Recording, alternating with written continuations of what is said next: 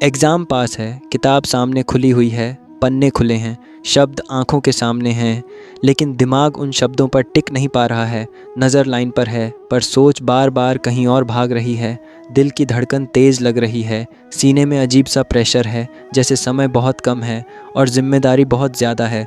हर minute भारी लग रहा है, मन बार बार भविष्य में चला जाता है। अगर यह नहीं हुआ तो क्या होगा? अगर फेल हो गया तो क्या होगा? क्या यह एक एग्ज़ाम मेरी पूरी ज़िंदगी तय कर देगा?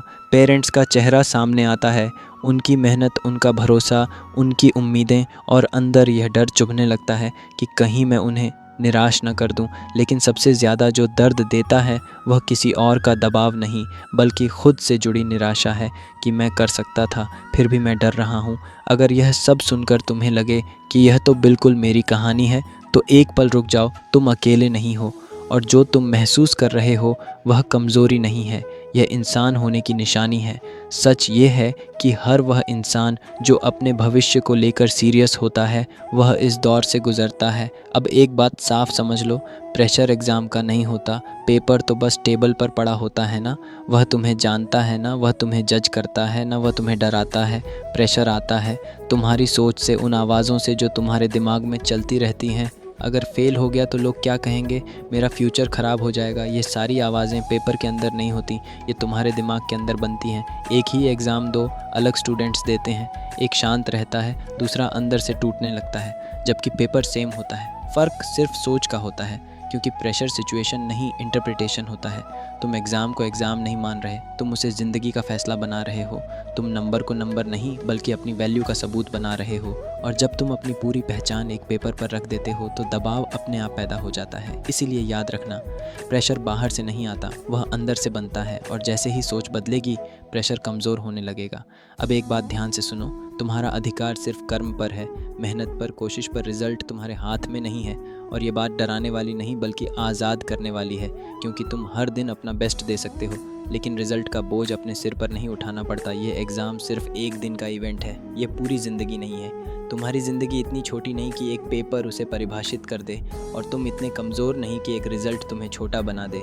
तुम एग्ज़ाम देने जा रहे हो अपनी वैल्यू साबित करने नहीं, तुम्हारी वैल्यू पहले से है, इस पेपर के बिना भी। और जैसे ही तुम ये समझ लेते हो, दिमाग हल्का होने लगता है, सांसें गहरी होने लगती हैं। लेकिन सिर्फ समझना काफ़ी नहीं है, अब कंट्रोल लेना ज़रूरी है। इसलिए एक सिस्टम याद रखो। पहला स्टेप है थॉट कट। जैसे ही दिमाग बोले अगर फेल हो गया, सब खत्म हो गया, उस सोच से लड़ो मत। बस मन में बोलो ये भविष्य का झूठ है, बहस मत करो, क्योंकि ज़्यादातर डर कभी सच नहीं होते। दूसरा स्टेप है माइक्रो फोकस प्रेशर। तब बढ़ता है जब तुम पूरा सिलेबस, पूरा एग्ज़ाम, पूरा फ्यूचर एक साथ सोचते हो। इसलिए अभी पूरा नहीं, बस अगला छोटा कदम, बस अगले 25 मिनट, बस अगला एक सवाल। दिमाग छोटा फोकस संभाल सकता है, और जैसे ही फोकस छोटा होता है, प्रेशर भी छोटा हो जाता है। तीसरा स्टेप है ब्रीथ एंकर। जब घबराहट आती है तो सांस तेज़ हो जाती है, इसलिए जानबूझकर सांस को धीमा करो। गहरी सांस लो, थोड़ा रोको और धीरे छोड़ो। जैसे ही सांस स्लो होती है, शरीर दिमाग को मैसेज देता है कि सब ठीक है, और दिमाग शांत होने लगता है। ये 3 स्टेप मोटिवेशन नहीं है, ये कंट्रोल का स्विच है।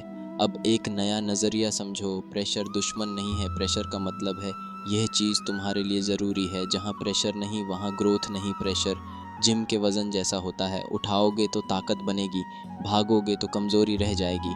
इसलिए जब प्रेशर आए तो ये मत सोचो कि ये तुम्हें तोड़ रहा है, बल्कि ये समझो कि ये तुम्हें तैयार कर रहा है। एग्ज़ाम हॉल कोई जंग का मैदान नहीं है, ये प्रैक्टिस ग्राउंड है। तुम यहाँ लड़ने नहीं आए हो, तुम यहाँ लागू करने आए हो जो तुम पहले से जानते हो। दूसरों को देखना बंद कर दो, तुलना तुम्हें कमज़ोर बनाती है और फोकस तुम्हें मजबूत बनाता है।